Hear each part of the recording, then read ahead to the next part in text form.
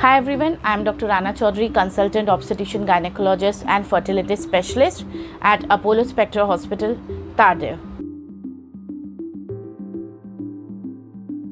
Basically, perimenopause is a transition phase which the females go through prior to menopause. It's a physical and emotional roller coaster for many women. It causes abnormal menstrual bleeding, erratic fluctuations in the hormones levels, particularly estrogen, insomnia, and also hot flushes. There are several studies which have linked perimenopause to depression. In fact, it can cause worsening of the earlier depressive symptoms also. Women having depression or having perimenopause are twice to 4 times more likely to end up with having frank depression. These women may have fatigue, lack of energy, irritability, feeling of sadness, lack of motivation, sometimes anger, agitation, mood changes.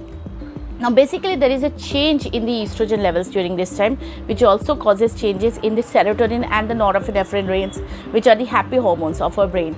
Also, if you have a family history of depression, you may be more prone towards having depression during the perimenopause and the menopausal age group.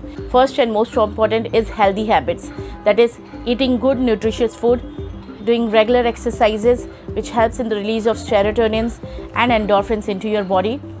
A self-calming practice like yoga, meditation, mindful rhythmic breathing, which will reduce your anxiety level. A common technique involves paying attention to your body responses to natural relaxation, that is slowly breathing in from the abdomen and then exhale slowly. This can be done for about 15 minutes daily, which helps a lot. Obviously, avoiding alcohol, smoking or any kind of recreational drugs. Adopting a good sleep pattern, that is going to bed at the same time. Stay connected with your family and friends. Nurture your friendships.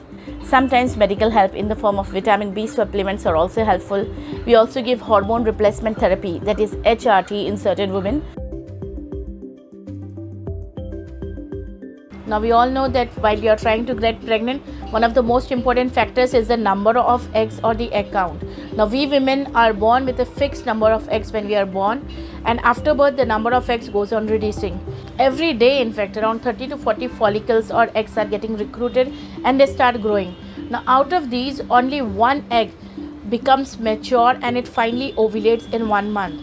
So roughly we are losing around 1000 follicles or eggs every month, which is by the time you reach the age of 35 to 40 years, you have lost only 3% of your ovarian reserve is left. Out of the 3 lakhs which you have only 3% of the follicles or eggs which are remaining. Other than that, there can be a few tests which can help in the diagnosis. One is doing a transvaginal sonography to know your antral follicular count, which tells us exactly the number of follicles which are there in your body at that particular time. There are 2 other important blood tests. One is the FSH, follicle stimulating hormone, and the other is anti-Mullerian hormone. Now if your FSH is very high, more than 10, and your AMH is low, which means that the number of eggs or my ovarian reserve is going on reducing, and I need to meet my doctor, a fertility specialist, at the earliest and not delayed.